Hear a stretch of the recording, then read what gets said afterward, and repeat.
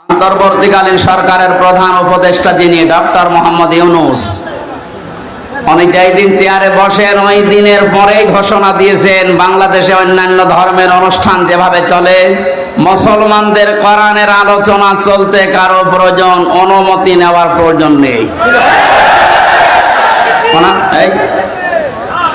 তাকবীর দেওয়ার কি হলো, কথা বোঝেন? ওনার অনেক মতের সাথে আমার মতের মিল নেই, কিন্তু এই বিষয়টা এত ভালো লেগেছে, দোয়া করছি আল্লাহ এই কথাটার কারণে তার জীবনটা তুমি পরিচ্ছন্ন করে দাও। স্বাধীন এবং পরাধীন শুধু নাম শুনতাম, বাস্তবে 15-16 বছরে আমরা যে অবস্থার সম্মুখীন হয়েছিলাম, একটা স্বাধীন জাতি দাবি করতাম চেতনা নিয়ে, অথচ আমরা ছিলাম পুরা পরাধীন। এই কথা বলেন না কেন?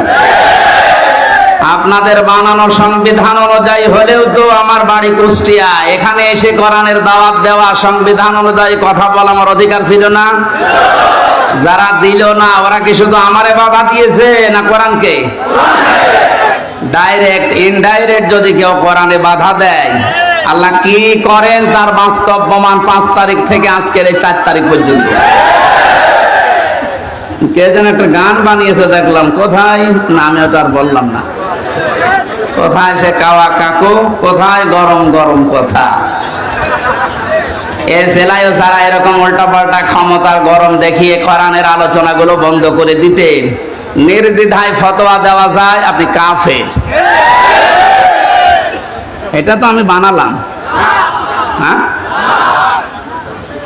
وقال الذين كفروا لا تسمعوا لهذا القرآن والغوا فيه لعلكم تغلبون। আল্লাহ পাক বলেন কাফেরেরা সিদ্ধান্ত নিয়েছিল এইটা যে সব চলতে দাও, বাধা দিও না, কিন্তু কোরআনে বাধা দাও। সিদ্ধান্ত কাদের? আরো জোরে বলেন। 96% মুসলমান আমরা এদেশে বাস করি। বাকি অন্যান্য জাতি যারা আছে তাদের ধর্মীয় অনুষ্ঠানগুলোতে বাধা দেওয়া দূরের কথা, আমরা দেখেছি আরো সাহায্য করা হতো। মুসলমানদের ভেতরেও যারা ইসলামকে ভিন্ন খাতে প্রবাহিত করার জন্য চেষ্টা চালিয়েছে বিভিন্ন নাম নিয়ে, তাদের অনুষ্ঠানগুলোতেও কোনো বাধা আমি দেখিনি। বিশেষ করে পীর নামে, পীরতন্ত্রের নামে যে ইসলাম প্রচার করা হয়েছে এই দেশে, একটা বানানো ইসলাম, যেমন তাহেরি ভাই করেছিল, নজিবুল বশর ময়েজ ভণ্ডারী করেছিল, আবু সুফিয়ান আল কাদরি ভাই করেছিল। এ সমস্ত জায়গাতে আমি নিজে দেখেছি বাধা তো নেই। পাশেই 5 কিলোমিটার দূরে তাফসীর মাহফিল, বাধা তো দিয়েছে, গ্রেফতারও করেছে। কোরআনের আয়াত অনুযায়ী বোঝা যাচ্ছে কোরআন যারা বাধা দেয় কোরআন প্রসারে কায়েমে, এরা কাফের। কারণ এই সিদ্ধান্তটা মুসলমানদের না, এই সিদ্ধান্ত কাফেরদের। কাদের বলেন তো? এখানে একটা মাসলা বলছে, কেউ যদি কাফেরকে কাফের মনে না করে সেও কাফের। জেলখানায় আমি 3টা বছরের ভেতরে সবচাইতে বেশি এই কথাটা মাওলানা মামুনুল হকের কাছে শুনেছি। উনি মাঝে মাঝে বলতেন, হামজা যদি বাইরে যেতে পারি কোন কাফেরের জানাজায় যাব না, কবরে যাব না। বলতাম, ভাই আপনি এই বিষয়টা নিয়ে এত বেশি কথা বলেন, দেখো কোরআনে কারিমে আল্লাহ জানিয়েছেন, ওয়ালা তুসাল্লি আলা আহাদিম মিনহুম মাতা বাদাউ ওয়ালা তাকুম আলা কবরি ইলা আখির আয়াত। সূরা তাওবার 84 নম্বর আয়াতের প্রথম অংশে আছে, আল্লাহ পাক বলেন, হে নবী এরা মারা গেলে এদের কবরের পাশে দাঁড়ানো দূরের কথা, এদের জানাজার নামাজ পড়া দূরের কথা, আপনি এর পাশ দিয়েও যাবেন না। যদিও তাকুম আলা কবরের ব্যাখ্যা 2টা পেয়েছি তাফসীরে। কাফেরের কবরের পাশ দিয়েও হেঁটে যাবেন না এবং কবরের পাশে দাঁড়াবেনও না, কারণ জায়গাটা গজবের। কিসের? কাফেরকে যেখানে মাটিতে রাখা হয় ওই জায়গাটা গজবের হয়ে যায়। এর প্রমাণ আবু জেহেলের কবর। বদরের ময়দান দেখতে গিয়েছিলাম। যিনি আমার সাথে ছিল ওই দেশের আমারে বলছে, এই যে বিশাল কবরস্থান, এটা সাহাবীদের 14 জন সাহাবী শহীদ হয়েছিল, এখানে সবাই আছে। পাশে এই বিশাল খেজুর বাগান, এই পাশে একটা গর্তের মতো কুয়ার মতো দেখালো যে এই জায়গায় 14 জন কাফেরকে 70 জন কাফেরকে এক জায়গায় মাটি দেওয়া। আমার বলছে হুজুর এটা শয়তানের কবর। শয়তান মানে আবু জেহেলের। ওরে তারা আদর করে এভাবে মাটি দেয়নি, ওরা যুদ্ধ করে দিয়েছে। যে কথাগুলো আমাকে জানিয়েছে তার ভেতরে দুইটা গুরুত্বপূর্ণ। এক নম্বরে বলে হুজুর এখানে কিন্তু বহু পানি আসে, যে পাশে যে কুয়া, গ্যালন গ্যালন পানি উঠতেছে এখান থেকে। আশ্চর্যের বিষয়, এখানে পানি আসার পরও কোনো গাছ আজ পর্যন্ত জন্মায় না। পাশে দেখেন খেজুর বাগান, কি তরুতাজা খেজুর ধরেছে। আপনার কি মনে হয় ওকে আল্লাহ আপেল খাওয়াচ্ছে? হ্যাঁ, আর কবরে আল্লাহ আগুন লাগিয়েছেন, এত হট এত গরম, এর জন্য ওখানে কিছু জন্মই নেয় না। জায়গাটা গজবের জায়গা হয়ে গেছে। কাবা শরীফ তাওয়াফ করার পরে উপর দিয়ে ঘুরছিলাম, হঠাৎ দেখি আমার পেটে ব্যথা করছে। এক পুলিশকে ডাক দিয়ে বললাম, ভাই এতক্ষণ তো ভালোই ছিলাম, এখন আমার পেটে ব্যথা করছে, কি করব? আমরা বলছে ইয়া হাজি উল হজ্জা, তাই না বিলা দোকান। ও হাজি, দেশ কোথায়? জি তুমি বাংলাদেশ। বাংলাদেশ থেকে এসেছি। ওর ভাষা দিয়ে আমারে বলছে, হাজি সাহেব আপনি জানেন না এটা কোন জায়গা? না তো। আবু জেহেলের বাড়ি। আপনি এখনো পায়খানা না করে দাঁড়িয়ে আছেন, তাড়াতাড়ি যান। সত্যি কথা বলছি, কাজ সেরে এসে দেখি আমার পেটের ব্যথা ভালো হয়ে গেছে। আল্লাহ আমাকে জানাতে চেয়েছে, হামজা ওই সময় 4.5 লাখ করে টাকা লাগতো। এত টাকা খরচ করে সেই দেশ থেকে আসলে এখানে আরে শয়তানের মুখে পায়খানা না করে চলে যাবা, তাড়াতাড়ি করো। এত ঘৃণিত, এত নিকৃষ্ট, এত অপমানজনক জায়গা, এই জায়গাকে আল্লাহ তুলনা দিয়েছে ইন্টারন্যাশনাল পায়খানা। এখন এ কথা বলেন না কেন? 3টা কারণ পেয়েছি। 1 নম্বরে আবু জেহেল ছিল জুলুমকারী, জালেম। ও যে বহু এতিমের সম্পদ জুলুম করে আত্মসাৎ করে ফাঁকি দিয়ে খেয়েছে, তার জীবনী পড়লে পাবেন। 2 নম্বরে ছিল স্বৈরাচার। 3 নম্বরে মানুষটা পৃথিবীর সবচাইতে শ্রেষ্ঠ মানুষ মুহাম্মদুর রাসূলুল্লাহকে কষ্ট দিয়েছে। এই 3টা কারণ পড়েছি আমি তাফসিরে। কোরআনে কারীম জানিয়েছে, ওয়াল্লাযীনা ইয়াউযুনা রাসূলাল্লাহি লাহুম আযাবুন আলীম। সূরা তাওবার 60 নম্বর আয়াতের শেষের দিকে আছে, আল্লাহ পাক বলেন যে মানুষগুলো দুনিয়াতে আমার রাসূলকে কষ্ট দিচ্ছে, দেবে। ইয়াউযুনা না দিয়ে আল্লাহ আযাব দিতে পারতেন, মাঝের সিগা দিলে অর্থ হয়ে যেত, কিন্তু আল্লাহ ইয়াউযুনা দিলেন কেন? বর্তমান, ভবিষ্যৎ, প্রেজেন্ট, ফিউচার, 2টা কাল নিয়ে শব্দটা গঠন করা। তাফসিরে কাবীর আল্লামা ফখরুদ্দিন রাজি রাহমাতুল্লাহ আলাইহি ব্যাখ্যায় লিখেছেন। এই এরপর কথা বলেন কোন কারণে? এদিকে তাকান। মুফাসসির বলেন আল্লাহ পাক ইয়াউযুনা দেওয়ার পেছনে 7টা কারণ লিখেছে। আমি সবগুলো না বললেও একটা বলছি। তিনি যেহেতু কিয়ামত পর্যন্ত থাকবেন না, থাকবেন, উনি তো দুনিয়া থেকে বিদায় নিয়েছে, তাহলে ইয়াউযুনা দেওয়ার কারণ কি? প্রথম কারণ লিখেছে কিয়ামত পর্যন্ত রাসূলুল্লাহ থাকবে না, কিন্তু রাসূলুল্লাহর ওয়ারিসরা থাকবে। বিশ্বনবীকে কষ্ট দিলে যেমন আযাবুন আলীম এ ঘোষণা আছে, নবীর ওয়ারিসদেরকে কেউ যদি কষ্ট দেয়, মাস্ট বি আল্লাহ ওই রকম আযাবই কিয়ামত পর্যন্ত পাঠাতেই থাকবে।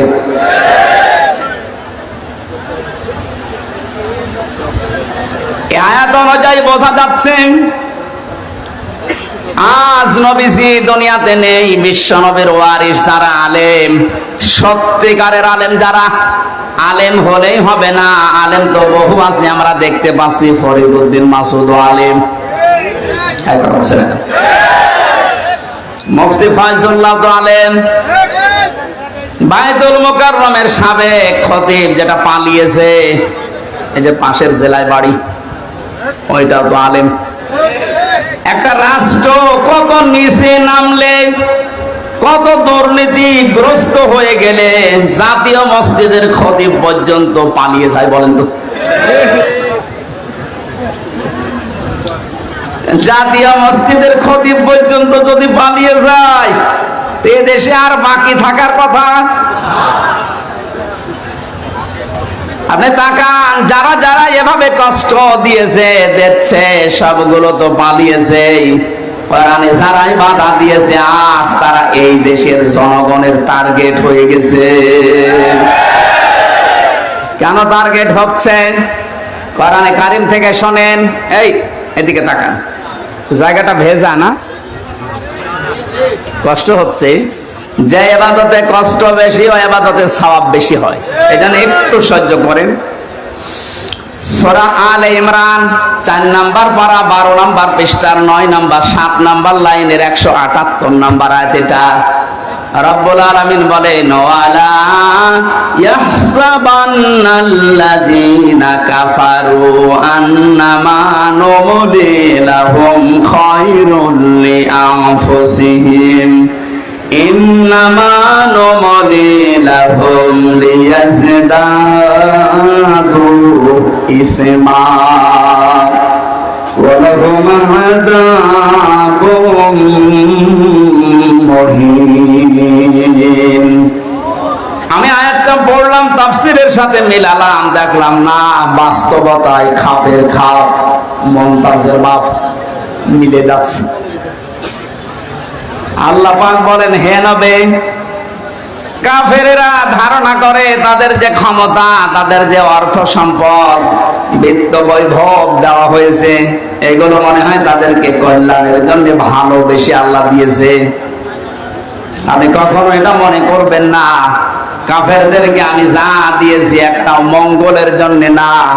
এ ক্ষমতার চেয়ারে বসিয়ে এদেরকে দিয়ে জুলুম করায়, অত্যাচার করায়, এই কারণে, কারণ যেন ওদের পাপের বোঝা পরিপূর্ণ হয়ে যায়।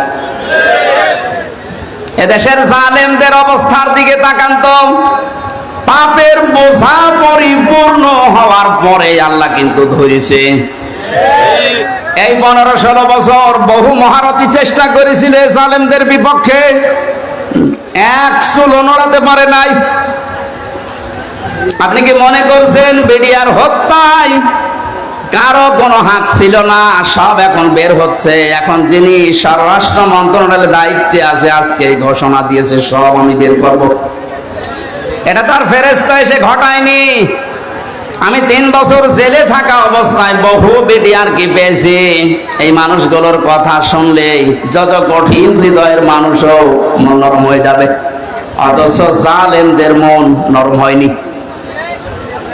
পঞ্চগড়ের এক মুরব্বীকে পেয়েছিলাম, উনি আমার মাঝে মাঝে বলতেন, হুজুর আমার আর 1 মাস পরে আমার চাকরি শেষ হয়ে যেত, কিন্তু বিনা কারণে এই যা 14 বছর আমি আটক অবস্থায় আছি। আপনি এই লোকটা কিয়ামতে যদি বিচার দেয়, আপনি কি জবাব দেবেন? অন্যগুলো বাদই দিলাম, ওই একটা দুইটা না, আমি প্রায় 12টা-13টা বিষয় সামনে আনতে পেরেছি। সর্বশেষ 2024-এর 1000-এর উপরে গণহত্যা।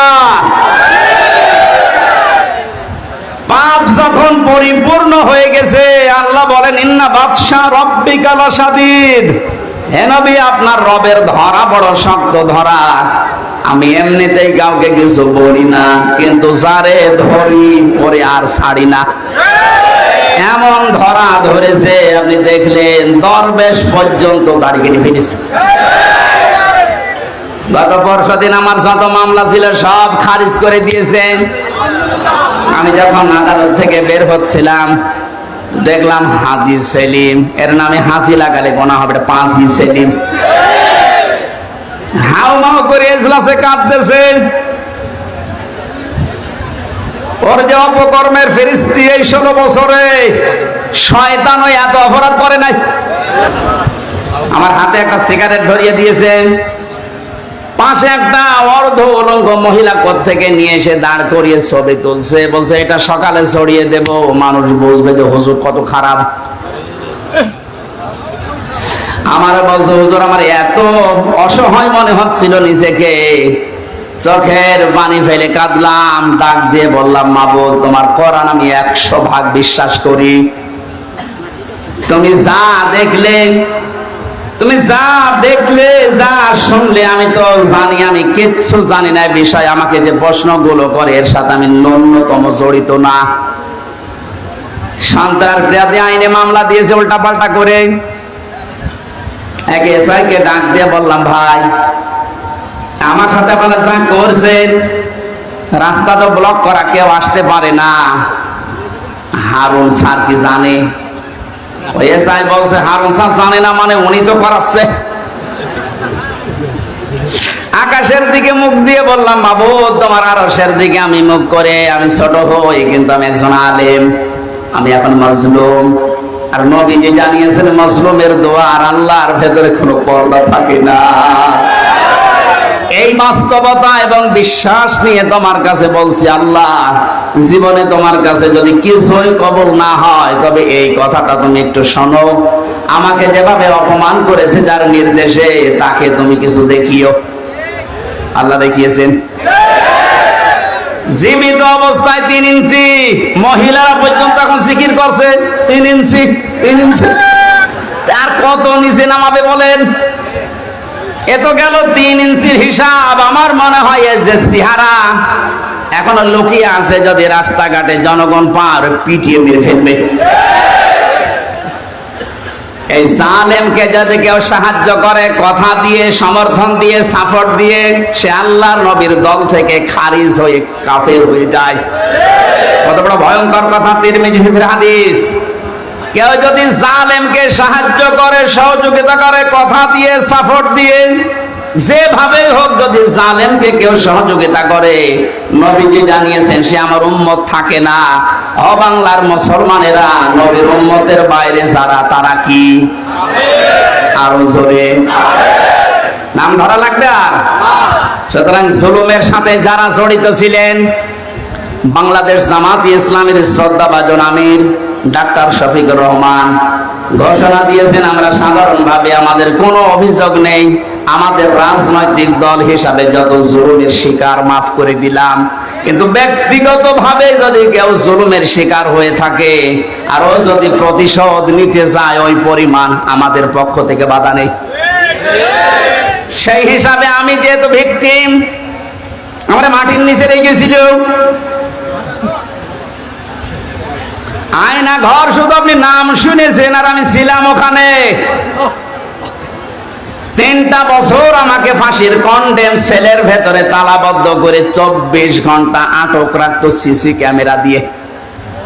কেউ যেন আমার সাথে কথাও না বলে, দেখাও না করে, এমনকি কারারক্ষী 2-1টা একটু ভালো ছিল, সবাই করে এখন না।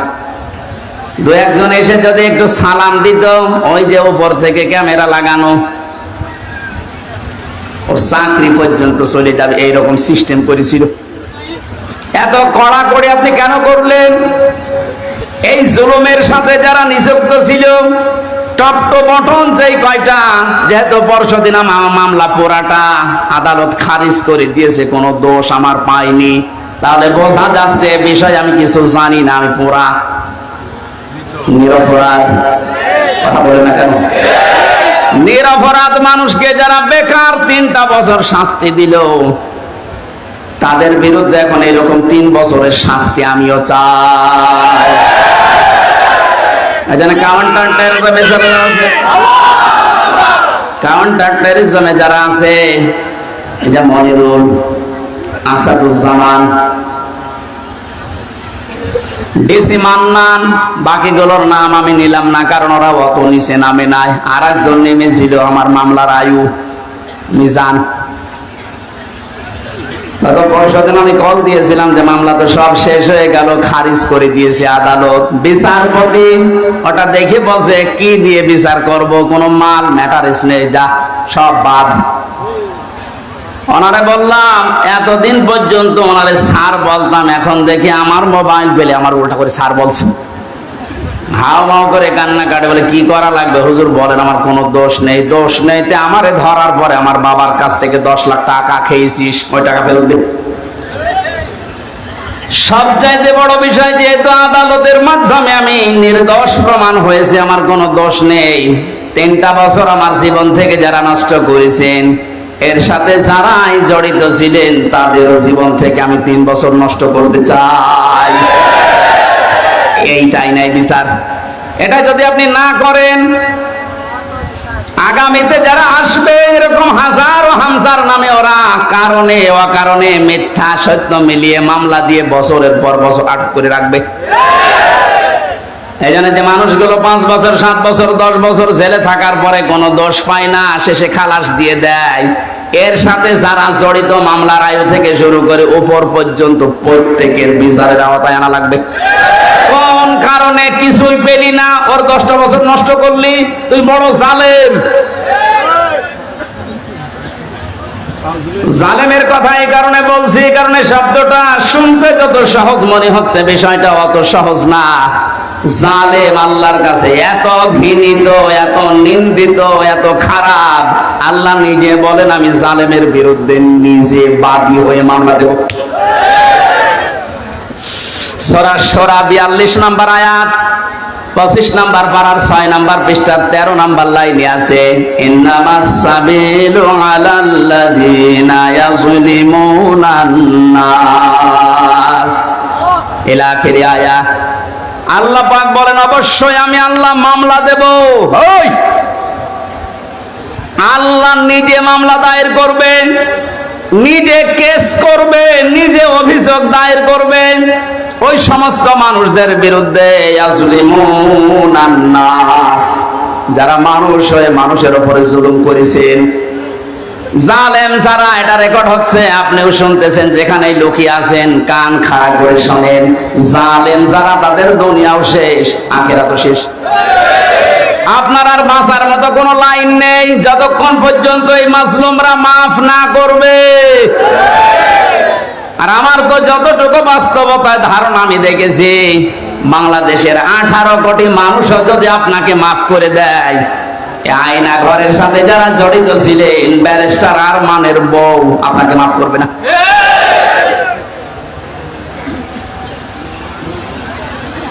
কি অসহায় মনে হতো নিজেকে, মাটির নিচে একদিকে, পেছনে হাত বাঁধা, কালো কাপড় দিয়ে চোখ বাঁধা, ডান্ডা বেড়ি দেওয়া পায়ে, মাজায় দড়ি দিয়ে 11 ঘন্টা টাঙিয়ে রেখেছে। তার যদি একটা অপরাধ করতাম মেনে নিতে পারতাম, কিচ্ছু জানি না ওই বিষয়ে। কোন পাগল কোন ছাগল নাকি সে সিরাজগঞ্জ থেকে গেছে সংসদ ভাঙবে একটা কাঁচি নিয়ে, তারে পুলিশে ধরেছে, ওই এখানে কে, সংসদ ভেঙে ফেলবো। কাঁচি দিয়ে সংসদ ভাঙা যায়? বম মারলে ওড়ে না, আর তুমি কাঁচি নিয়ে এসেছো। ও নাকি বলেছে যে আমি হুজুরের ওয়াজ শুনে উদ্বুদ্ধ হয়ে সংসদ ভাঙতে এসেছি। কোন হুজুর? আমি রামজা, ধরে নিয়ে আয়। এই যে আমার অপরাধ। আমি বারবার বলার চেষ্টা করেছি 164-এ ম্যাজিস্ট্রেটের কাছে, স্যার আমার ওয়াজ আপনার মোবাইলও আছে, আপনি দেখেন তো আমি কোন ওয়াজ করলাম যে আমার ওয়াজ শুনে উদ্বুদ্ধ হয়ে সংসদ ভাঙতে গেল। বলে আমার হাত বাঁধা, কিছু করার নেই। বিচার ব্যবস্থা কোথায় নামিয়েছেন আপনি? এই ব্যবস্থার কারণে হাজার হাজার মানুষের জীবন নষ্ট করেছেন, দুনিয়া থেকে পর্যন্ত বিদায় করে দিয়েছেন। হাজী সেলিমের যে টর্চার সেল পুরান ঢাকায়, ওখানে নাকি মাটির নিচে যেখানে অত্যাচার করতো, ওখানে অনেক হাড় গোড় পাওয়া যাচ্ছে, তার মানে অনেক মানুষের মৃতদেহ আছে। আর শয়তান কালকে দেখলাম কাঁদতেছে এজলাসে, আমি কিছু জানি না। জানি না মানে ওরা ডিম দেওয়া দরকার। জালেমদের কোন ছাড় নেই, যারা এই জালেমদের সহযোগী ছিল, একটাকেও যেন ক্ষমা করা না হয়। 1628 জন মানুষ দায়িত্বে ছিল। মেন জালেম যে, তার পক্ষে ছিল 1628 জন চেয়ারধারী লোক। এদের একটারও বিচার না করে ছাড় দেওয়া যাবে না। যদি ছাড় দিয়ে দেন আগামীতে কিন্তু এই জুলুম আবার আসবে। এই জন্য বাংলাদেশ জামাতে ইসলামের যিনি শ্রদ্ধাভাজন আমির ডাক্তার শফিকুর রহমান একটা ঘোষণা দিয়েছেন, আমরা এক জালেমের কাছ থেকে মুক্ত হয়ে আর কোন জালেমকে দেখতে চাই না। এ কথাটা অনেকেই নিজের গায়ে পেতে নিয়েছে। আরে ভাই, উনিকে আপনার নাম ধরে বলেছে? তাহলে আপনি নিজে জুলুম করবেন এরকম আশায় আছেন, এই কারণে নিজের নামের দিকে নিয়ে নিচ্ছেন।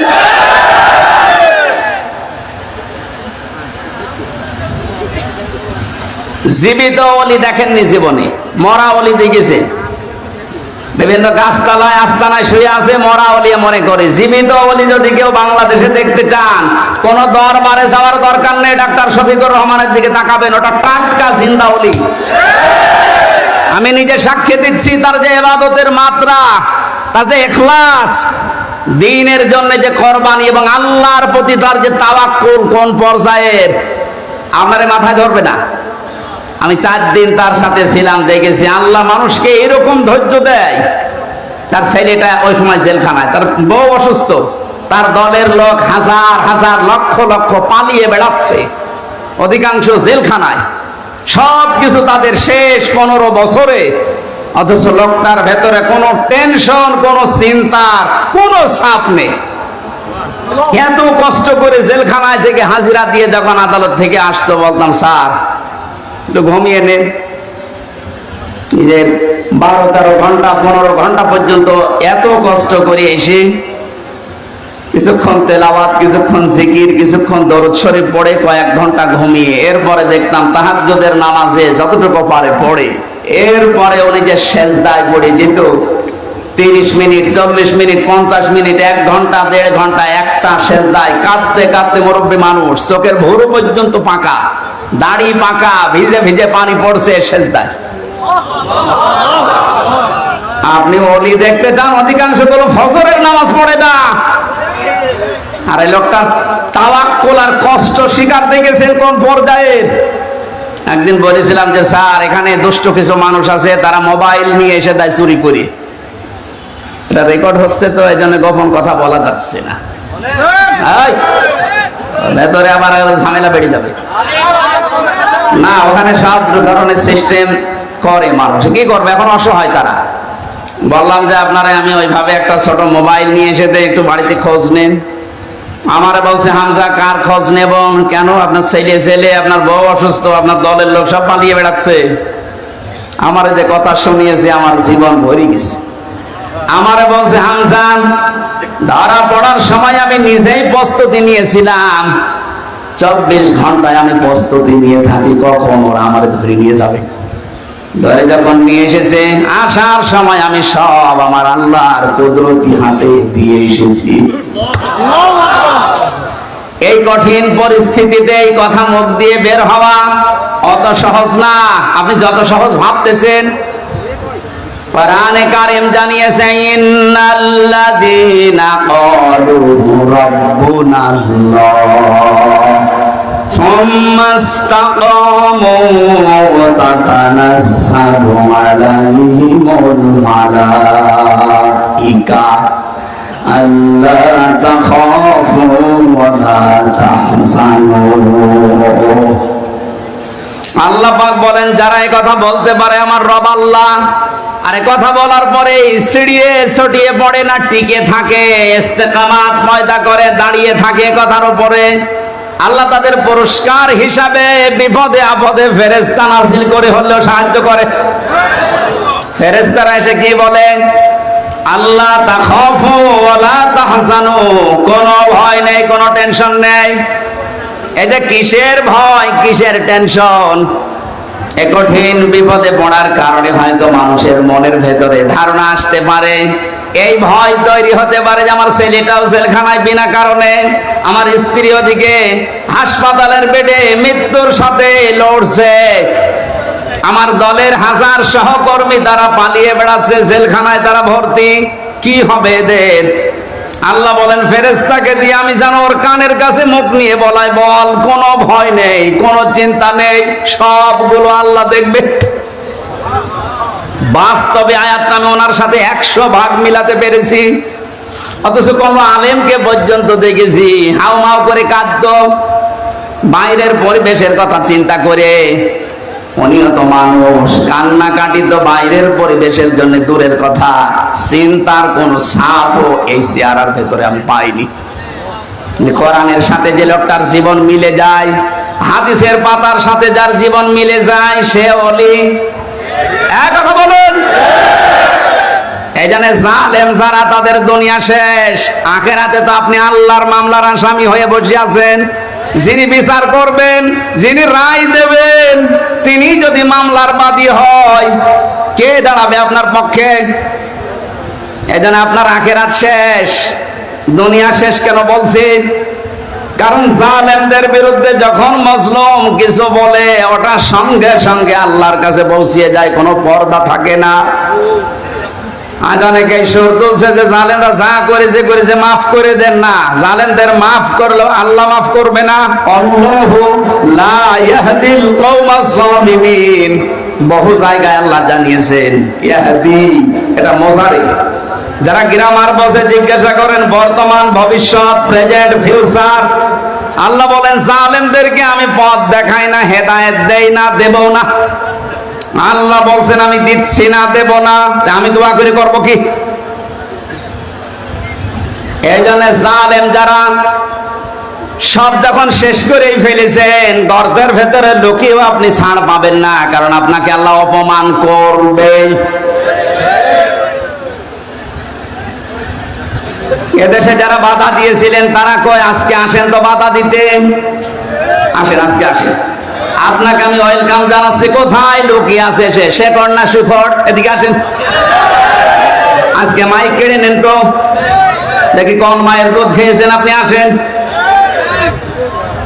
আমি চ্যালেঞ্জ দিচ্ছি, বাংলাদেশে সামনে দিন আসতেছে, কোরআনের দিন, সামনের দিন আসতেছে, হাদিসের দিন। আগস্ট মাসের 5 তারিখের আগের জরিপ ছিল আমার কাছে, এদেশের 100 জনের মাত্র 15 থেকে 16 জন মানুষ চাইতো যে কোরআন দিয়ে, ইসলাম দিয়ে এই বাংলাদেশটা চলুক। কয়জন? 100 জনের সর্বোচ্চ 15 থেকে 16 জন। অথচ 5 তারিখের পরে আজকে 4, এই 30 দিনে, গতকালকের রাতের 12:30টার রিপোর্ট পেয়েছি। এই দেশে তাও যে সে রিপোর্ট করে নাই, নির্ভরযোগ্য রিপোর্ট এটা। এদেশে এখন 100 জনের 35 জন মানুষ চাচ্ছে দেশে ইসলাম দিয়ে চলুক। সময়টা একটু বৃদ্ধি হতে দেন। 100/51 মানুষ যখন চাইবে যে দেশে ইসলাম দিয়ে চলুক, কোন মহারথী আর বাধা দিয়ে পার পাবে না। এই জন্য এখন আমাদের খুব সতর্ক, ছোটখাটো কোনো বিষয় নিয়ে যেন ঝামেলায় না জড়াই। আমার এক ওস্তাদ বলছিলেন, একটা হোস্টেলে 100 ছেলে থাকে, খাবার সকালে নাস্তা দেওয়া হয়, রুটি পাউরুটি, রুটি আর কলা। এর ভেতরে কিছু মানুষ সুর তুলেছে, আমরা সকাল বেলায় নাস্তা আর খাবো না, নাস্তার মেনু পাল্টাতে হবে। হোস্টেলে যিনি দায়িত্বে আছে ডাক দিয়ে বলছে ঠিক আছে আমি পাল্টাবো, তবে কে কোনটা বেশি খেতে চায়, যে বেশি হবে ওই দিকে আমি রায় দেব। বোর্ডের সিস্টেম করেছে, রায় যখন এসেছে 20 জন চাই ওই আগেরটাই কলা পাউরুটি, 18 জন চাই খিচুড়ি, 15 জন চাই রোল। এভাবে ভাগ করতে করতে দেখা গেল 20-এর সংখ্যা আগে যা ছিল। এবার আপনি বলেন তো 20 বাদ দিলে 100-র ভেতরে থাকে কত? আরো জোরে। 80 জন যদি সব একমত হতো, এ নাস্তার মেনু পাল্টানো সহজ ছিল না কঠিন ছিল? বাস্তবটা এখন আমাদের সামনে। এদেশে নাস্তিক, মোরতাদ, রাম, বাম, এই ইনু নুনু, এ মেনন আর কালামানিক বেশি না। এরা যা চাচ্ছে, এরা খুব মিলি হলেও 20 জন হবে। আর আমরা যারা টপিওয়ালা, আমরা 80 জনের উপরে। ওই 15 জন, 18 জন, 16 জন গুলো না করে আমরা যদি সব এক হতে পারি, নাস্তার মেনু এতদিন যা চলছে এটা পাল্টানো সম্ভব। কারণ 53 বছরে বাবা চালিয়েছে, আমরা দেখেছি। আমি দেখি নাই, মুরব্বীরা দেখেছে, কারণ আমার তো 32। স্বামী চালিয়েছিল, আমি দেখি নাই, মুরব্বীরা দেখেছে। চাচা চালিয়েছিল, সকালে এক কথা বলতো, বিকেলে আর এক কথা। সেও দেখলাম 9 বছর। বউ চালিয়েছিল বিভিন্ন কায়দায়, ভাবিও চালিয়েছিল। এক কথা বলেন, সবারটাই দেখেছি। এখন শুধু বাকি আছে এ কোরআন দিয়ে সংসদ চললে কেমন দেখা যায়।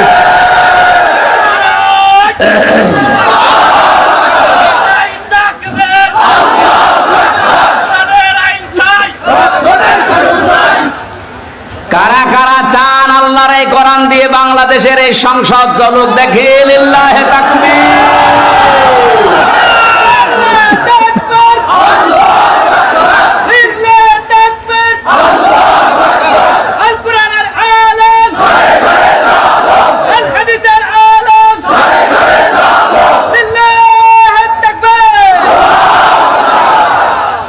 এই জন্য আমরা 80 জন যেহেতু আছি, আমরা যেন এই মত পার্থক্য ছোটখাটো বিষয় নিয়ে, কেউ 15 জন, কেউ 16 জন, কেউ 18 জন, তাহলে কিন্তু ওই 20 যা এসেছে ওইটাই থেকে যাবে। এই কথা বলেন না কেন? আমরা আর কোন ছোটখাটো বিষয় নিয়ে মত পার্থক্য করতে চাই না। আমাদের এক যে কোরআন দিয়ে সংসদ চলবে, সে যেই আসুক। এটা অনেক জালেমরা তো বুঝেছিল, পালিয়েছে। অনেক মুনাফিক এখন অনেকে মুনাফিকি করছে, বুঝতেছে, এজন্য সুর তুলছে, না এভাবে আর চলতে দেব না, তাড়াতাড়ি তাড়াতাড়ি। কিসের তাড়াতাড়ি? আপনি কি স্বাধীন করে দিয়ে গেলেন? যারা স্বাধীন করেছে তারা যা বলবে তাদের কথা অনুযায়ী দেশ চলবে। এতে যদি 3 মাস হয়, 3 বছর হয়, 6 বছর হয়, 10 বছর হয়, হোক, কোনো অসুবিধা নেই।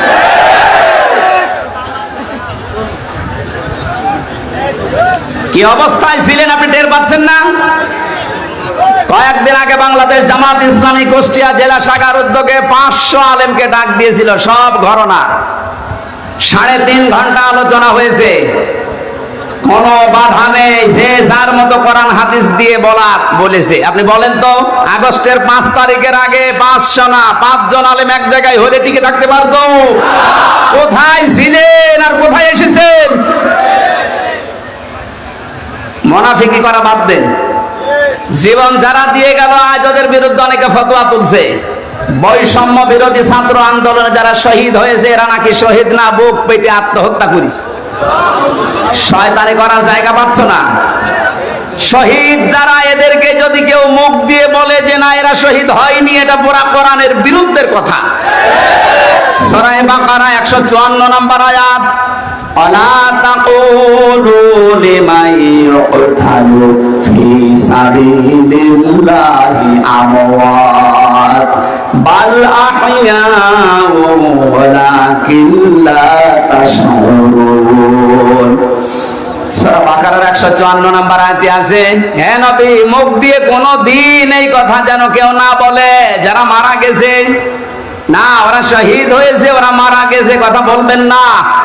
কারণ যারা শহীদ হয় ওরা জীবিত, কিন্তু তোমরা টের পাও না। তাই মানুষ যেহেতু মুখের পরে অন্তরে ধারণা করতে পারে, আল্লাহ ধারণার উপরে নোটিশ দিয়েছে, এই আলা তাহসাবান্নাল্লাযীনা কুতিলু ফি সাবিলিল্লাহি আমওয়াতা বাল আহইয়াউন ইনদা রাব্বিহিম ইরসাকুন। সূরা আলে ইমরান 169 নম্বর আয়াত। আল্লাহ পাক বলেন, মুখে তো বলবি না, ধারণাও করবি না যে যারা শহীদ হয়েছে ওরা মরে গেছে, না ধারণাও করা জায়েজ নেই, হারাম। কেন? বালা হইয়া, ওরা জীবিত। ওরা কি জীবিত? আরো জোরে বলেন, ইনদা রাব্বিহিম ইরসাকুন, তারা আল্লাহর কাছে রিজিক পাচ্ছে। আমি কয়েকদিন আগে গিয়েছিলাম শহীদ আবু সাঈদ রংপুরের কবর জিয়ারতে এবং বাড়ি দেখতে।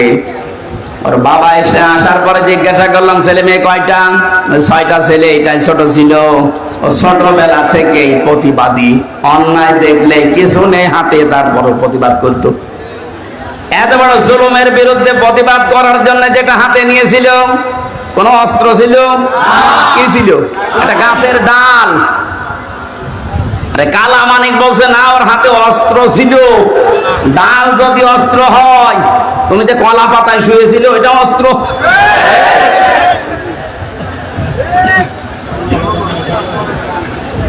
সাধ্য মতো যতটুকু আছে আমার সমর্থন, বাবার হাতে কিছু দিয়ে আসলাম। দেখলাম যে প্রতিবাদ করতে যে জীবনটা দিয়েছে, ওর কি আমাদের মতো জীবনের মায়া ছিল না? বলেন, আপনার জীবনের প্রতি যেমন মায়া আপনার সাইদের ওই রকমই ছিল। সাইদি না, সাইদ, আবু সাইদ রংপুরের, যেভাবে বুকটা পেতে দিয়েছে দেখেছেন। আল্লাহ যেহেতু জানিয়েছে শহীদরা আমি আল্লাহর কাছে খাবার খাই, আর খাবার খেলে রক্ত গোশত চর্বি তৈরি হয় না, কিয়ামতে সাইদ যখন উঠবে ঠিক ওইভাবে উঠবে। আল্লাহ জিজ্ঞাসা করবে তোর বুকে এতগুলো গুলি, রক্তের দাগ, ও কিন্তু জবাব দিতে পারবে রব্বুল আলামিন সালেমের জুলুমের সামনে কিছুই পাইনি, জীবনটা দিয়ে দিয়েছি। এইটা নিয়ে এখনো পর্যন্ত ফতোয়াবাজি করছেন আপনি।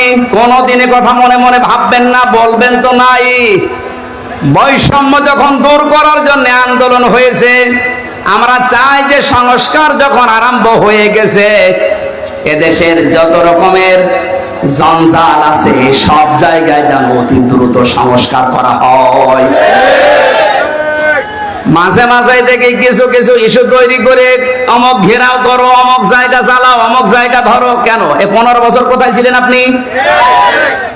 আনসারের নাম নিয়ে যারা আজ নেমেছে, 42,000 আনসার নিয়োগ হয়েছে এক বছরে, তার 32,000 হচ্ছে গোপালগঞ্জের, আর বাকি 63টা জেলা। আমরা কি ঘাস কাটছি?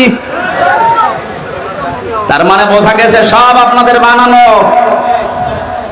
হিন্দুদের দিয়ে আপনারা চালাতে চেয়েছিলেন বিশৃঙ্খলা তৈরি করে পৃথিবীর মানুষকে দেখাতে, হালে পানি নেয়নি। কারণ এই দেশে সংখ্যালঘু সংখ্যাগুরু বলে কিচ্ছু নেই, এগুলো সব ওই জালেমদের বানানো। ডাক্তার শফিকুর রহমান ঘোষণা দিয়েছে বাংলাদেশে কোনো সংখ্যালঘু সংখ্যাগুরু নেই। এদেশে যে জন্ম নিয়েছে সেই এই দেশের বৈধ নাগরিক। কিসের সংখ্যালঘু, কিসের সংখ্যাগুরু? এই কথা বলে জালেমরা ওদের মন থেকে এই দেশের ইসলামপন্থী মানুষদের ঘৃণা জন্মিয়েছে। ওদের দিয়ে যখন শুরু করেছিল হালে পানি নেয়নি, তারপরে শুরু করেছে আনসার দিয়ে। আরে ভাই, পুলিশ দিয়ে যদি দেশটা চলতে পারে, আনসার ছাড়া চলবে একাডু।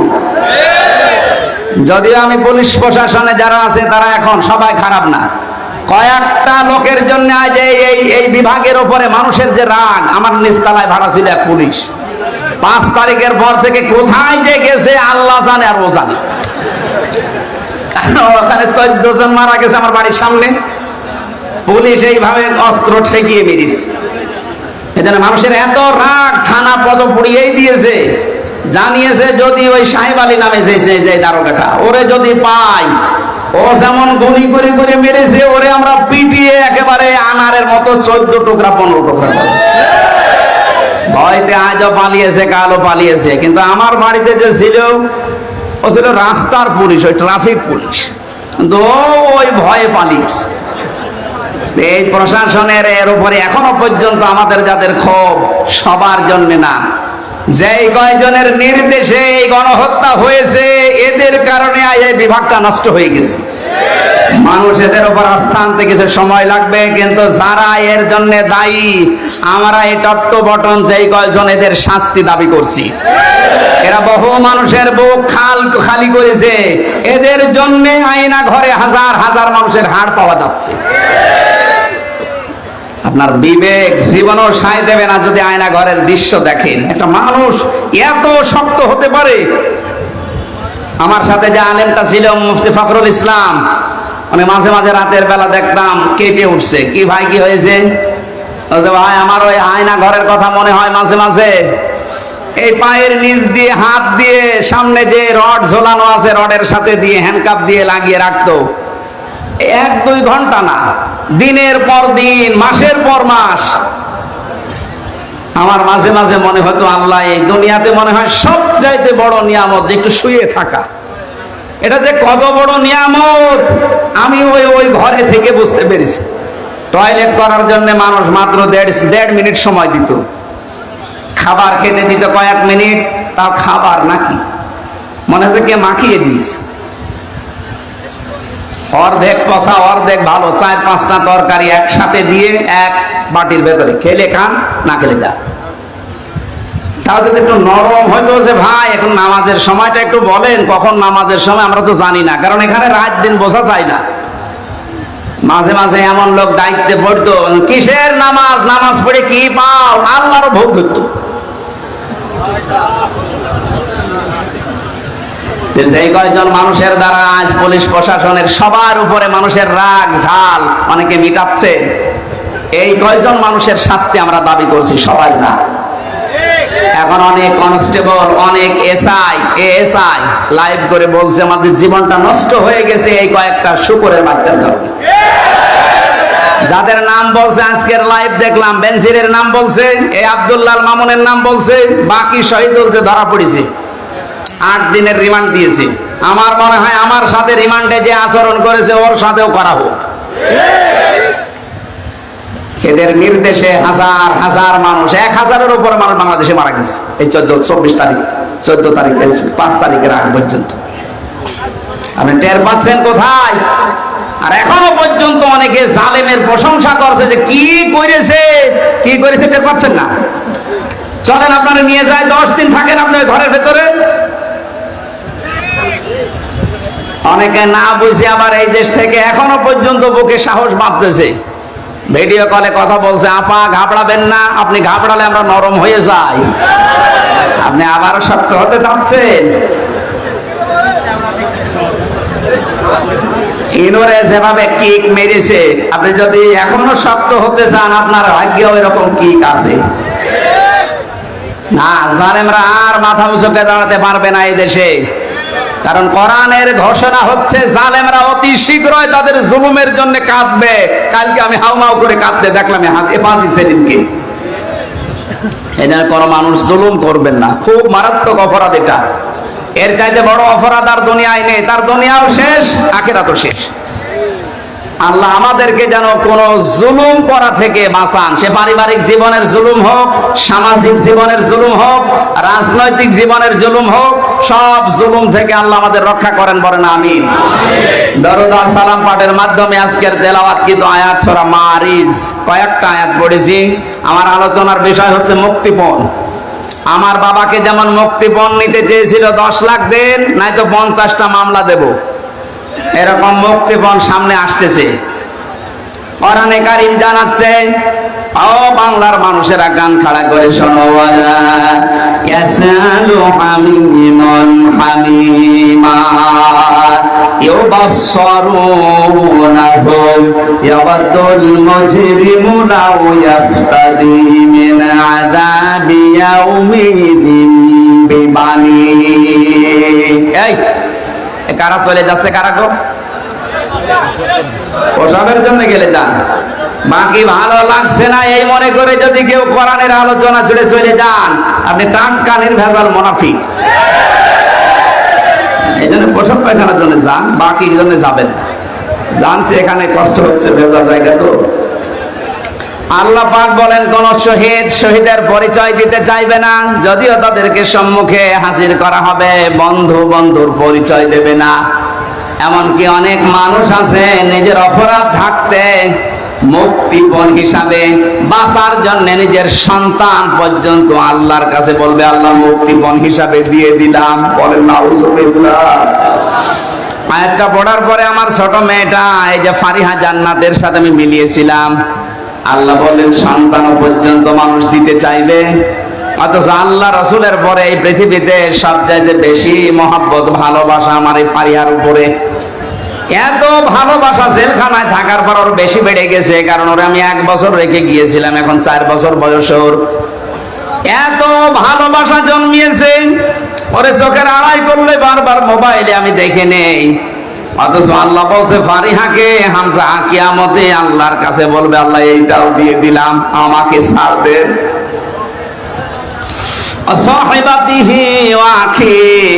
মানুষ তার নিজের স্ত্রীকে, নিজের ভাইকে বলবে, আল্লাহ এগুলো দিয়ে দিলাম।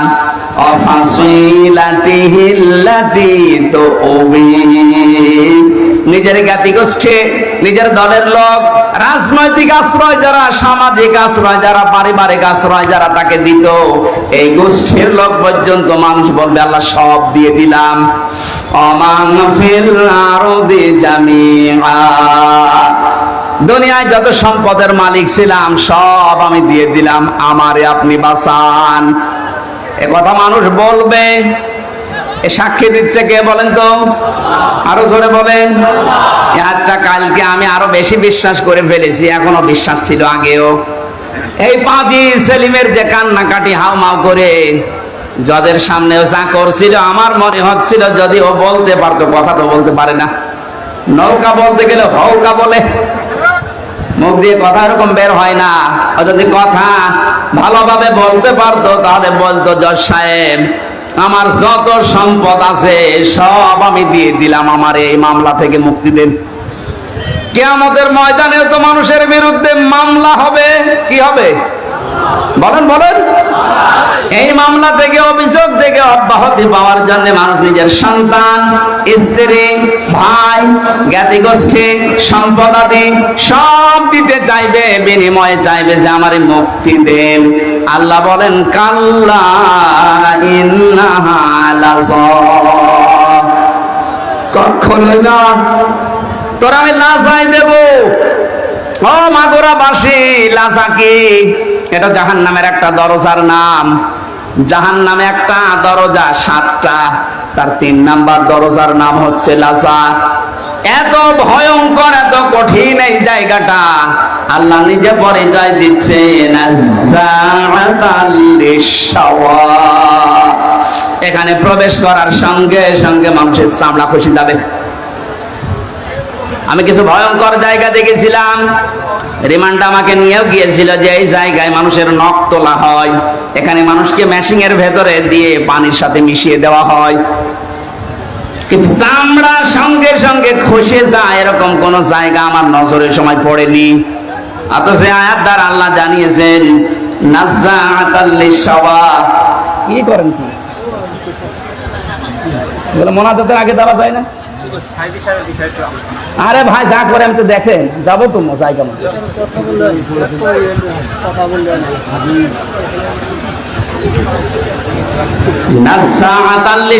দিয়েছেন আল্লাহ। এ ঘরটা এমন ভয়ঙ্কর ভাবে আল্লাহ বানিয়েছেন, প্রবেশ করার সঙ্গে সঙ্গে আপনার চামড়া গুলো আগে খসে পড়ে যাবে। আল্লাহ পাক বলেন এই ঘর কাদেরকে ডাকবে জানো? মাগুরাবাসী, তাদউ মান আদবারা ওয়া তাওয়াল্লা।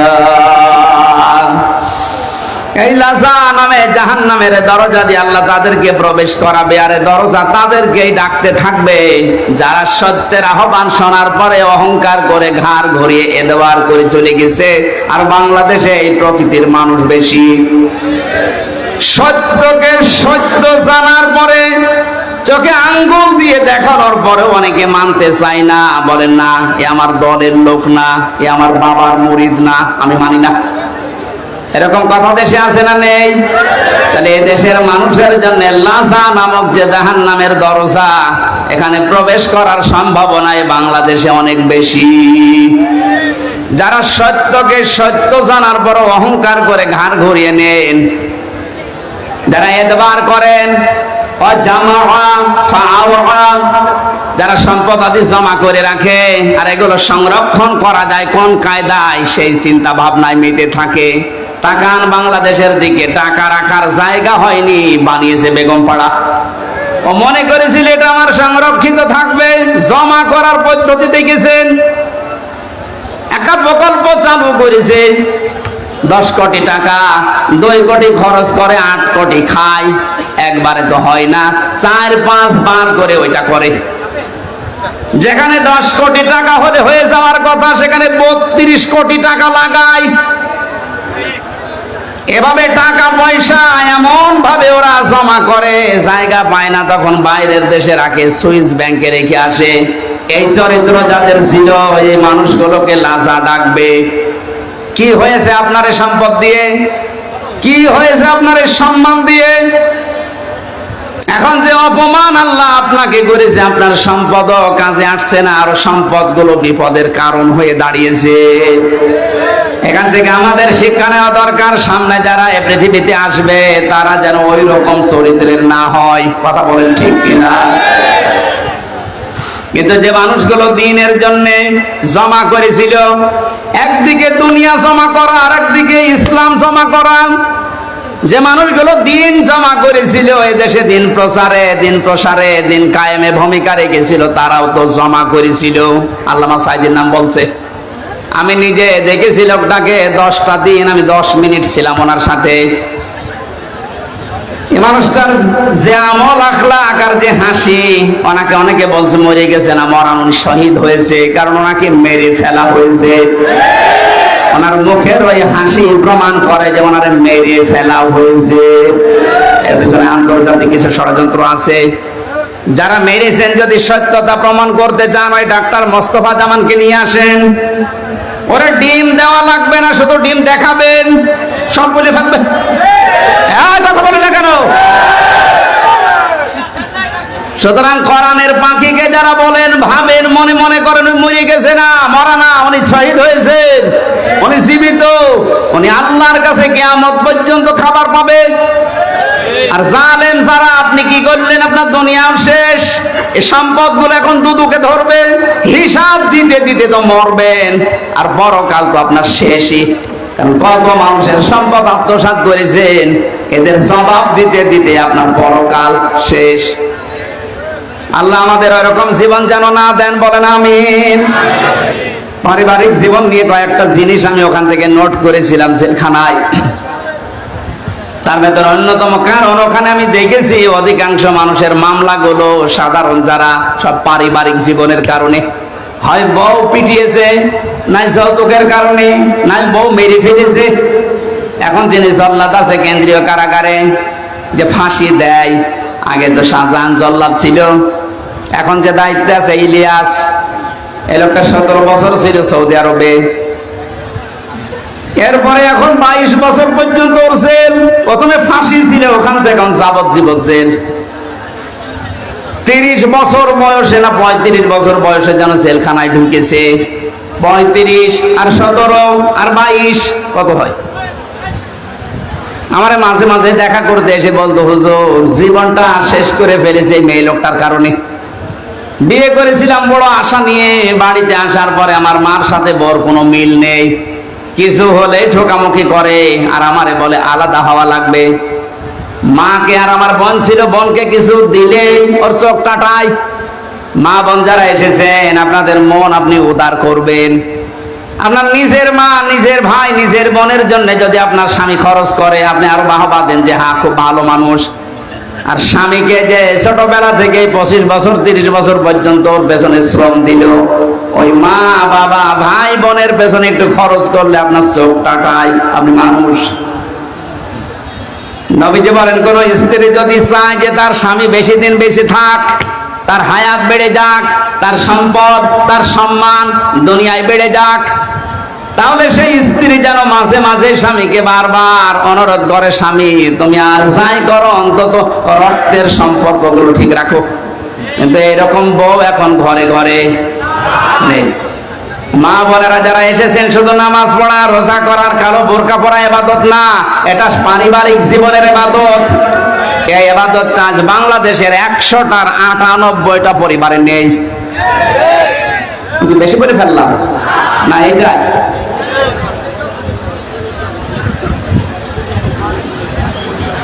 রাঙ্গামাটি গিয়েছিলাম 18 সালে, লংগদু থানায়।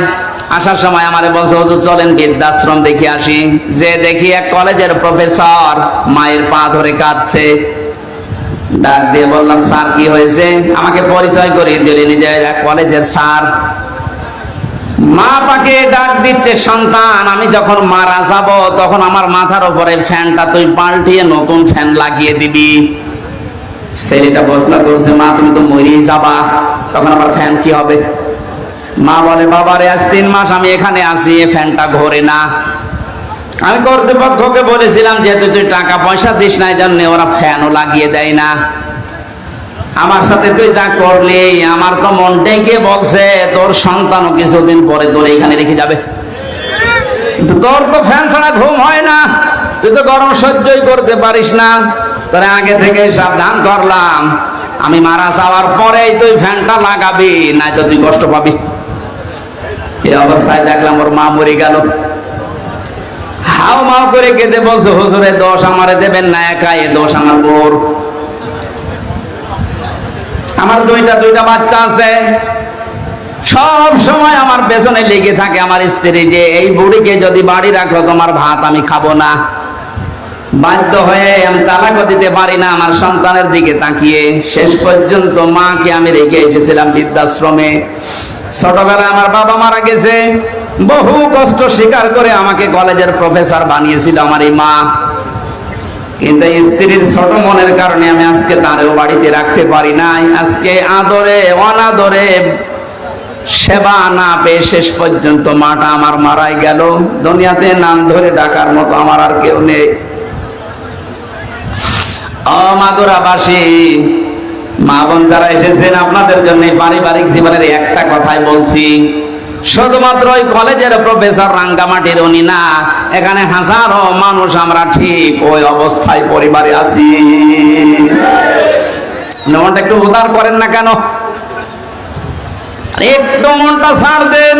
কেউ তো থাকবেন না, 100 বছর পরে আমরা এখানে কেউ থাকবো না, নতুন মানুষ এই জায়গা চাষ করবে। কথা বলেন না কেন?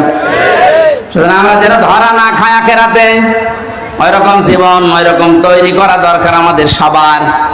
এই জন্য পারিবারিক জীবনে ওনার যা দেখলাম, এই ইলিয়াসের ওই লোকটার জীবন তো শেষ হয়ে গেল একটা মেয়ে লোকের কারণে। শেষ পর্যন্ত ঘ্যানর দেখে একদিন একটা থাপ্পড় দিয়েছিলাম, ও ছাপা গেছে মরে। এই কারণে আমার এখন যাবজ্জীবন জেল। বলেন তো, যে লোকটা 35 বছরের জেলে ঢুকেছে, 17 বছর সৌদি আরবে কাটিয়েছে, 22 বছর জেল খাটবে, ও বের হয়ে আর কি করবে? খুব বড় একটা না, সামান্য একটা পারিবারিক বিষয়ে। এইটা আমি নোট করেছিলাম জেলে বসে বসে, যে পারিবারিক জীবনের দাম্পত্য কলহ এবং এর সমাধান কি করা যায়। যেহেতু এটা নিয়ে 100 জনের প্রায় 70 জন জেল খাটে। আমি লিখে এখন বাইরে এসে বই করেছি, ওইটা আপনার মেয়েকে বিয়ে দেওয়ার আগে পড়াবেন, বউকে পড়ান, ফুফুকে, নিজের মাকে, বোনকে, এদেরকে পড়াবেন। আমার মনে হয় পরিবারে আল্লাহ শান্তি ফিরিয়ে দেওয়ার কাজ ওখানে লিখে দিয়েছি।